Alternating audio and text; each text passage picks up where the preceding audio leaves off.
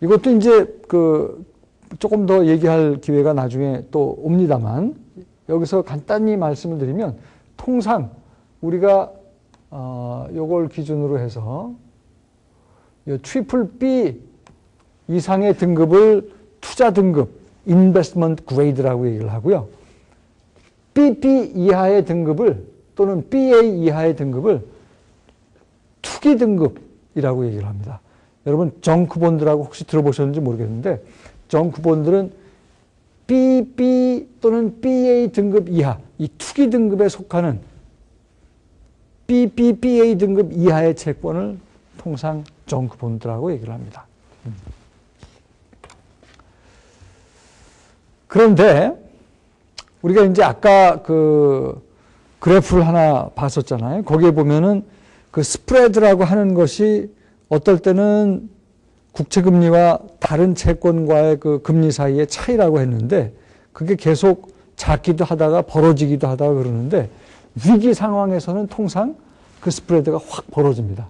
그 이유는 위기 상황에서 사람들이 안전자산을 찾아서 돈이 몰리기 때문에 그래요.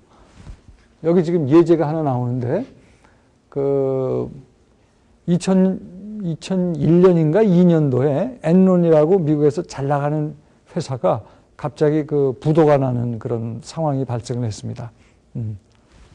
그 당시에 이게 위기가 굉장히 그 당시에 잘 나가고 이 시가총액으로 따져서도 굉장히 큰 회사였거든요. 그게 이제 어떤 금융시장에 충격을 주게 되고, 그러면서 당시에 안전자산으로 돈이 몰리면서 국채금리와 다른 채권금리 사이의 차이가 많이 벌어지는 그런 현상이 나타났습니다. 그래서 스프레드가 급등을 했어요.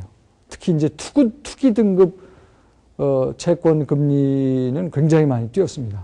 네, 그래서 그 예제를 지금 여기 설명을 하고 있습니다. 여기 지금 예제가 보면은 AAA 등급과 BAA 등급 사이의 그 차이가 이 엔론 사고 나기 전에는 84 베이시스 포인트였는데, 이 1 베이시스 포인트는 100분의 1%입니다. 근데 통상 금융시장에서는 이 베이시스 포인트라는 용어를 많이 쓰는데요. 그러니까 이게 0.84%라는 얘기죠. 0.84% 차이가 났었는데 얼마까지 벌어졌어요? 128 베이시스 포인트까지 벌어지게 됩니다. 그러니까 1.28%까지 이제 그 스프레드 차이가 벌어지게 돼요. 그 이유는 위기 상황이었고 안전자산으로 돈이 몰렸기 때문이다. 자, 여기까지가 이제 부도 위험에 대한 얘기고, 금리의 위험 구조에 영향을 미치는 첫 번째 요인은 부도 위험 때문에 그렇다. 부도 위험은 발행 주체가 누구냐에 따라서 국채는 굉장히 부도 위험이 없다고 보고, 회사채인 경우는 그건 발행하는 회사의 신용 등급에 따라 다른데, 그런 신용 등급을 전문적으로 관찰해가지고 이렇게 발표하는 회사가 신용평가 회사가 있고, 무디스, 스탠다드 포어스 같은 회사들이 정기적으로 그 신용 등급을 발표를 한다. 거기까지 얘기를 했잖아요. 근데 위험 구조에 또 하나의 중요한 요인이 유동성이 있습니다. 유동성은 현금화가 얼마나 쉽게 빨리 되느냐 하는 것을 나타내는 그 개념인데, 통상 유동성이 높은 채권을 사람들이 선호를 하게 돼 있어요. 국채는 유동성이 굉장히 높은 채권입니다. 상대적으로 회사채는 그 회사에 따라 다르지만 국채보다는 유동성이 떨어진다고 봅니다. 그래서 그것도 똑같이 그림으로 설명한 거예요.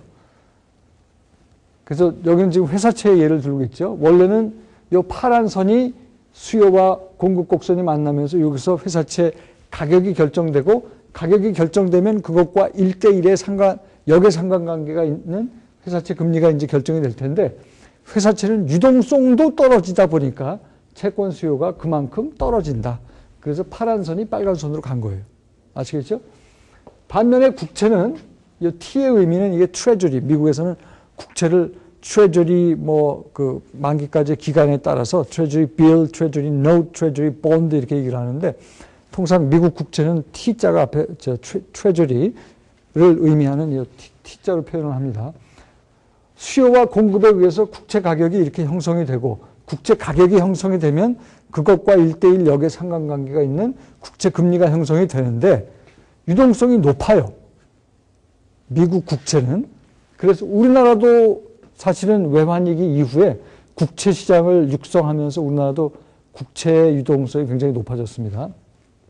하여튼 미국 국채 시장 유동성은 굉장히 좋기 때문에 유동성이 높으니까 채권에 대한 수요가 더 늘어나는 거예요. 그래서 채권의 가격은 오르고 그 금리는 더 떨어지게 되는 거죠.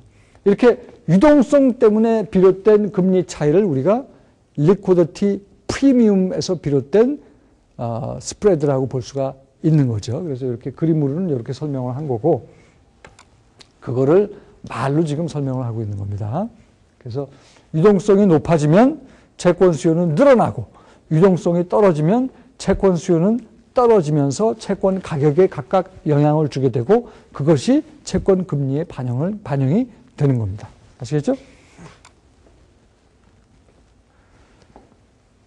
자, 그래서 국채 금리와 회사채 금리의 차이를 우리가 스프레드라고 하는데 그 스프레드의 상당 부분은 부도 위험에서 비롯된 디폴트 리스크 프리미엄이 포함되어 있는 거고 또 그 중에 일부분은 이 유동성도 차이가 있단 말이에요. 일반적으로 국채가 더 유동성이 높기 때문에 그 유동성 차이에서 비롯되는 리퀴디티 프리미엄도 그 스프레드에는 포함이 되어 있다라고 보는 겁니다. 자, 그러면은 금리의 위험 구조가 이제 부도 위험에 영향을 받고 또 유동성에도 영향을 받는다라는 얘기까지 했는데 아까 위험 구조에 영향을 주는 요인이 또 하나가 있다고 그랬죠. 세금입니다. 그래서 그 얘기를 지금부터 하겠습니다.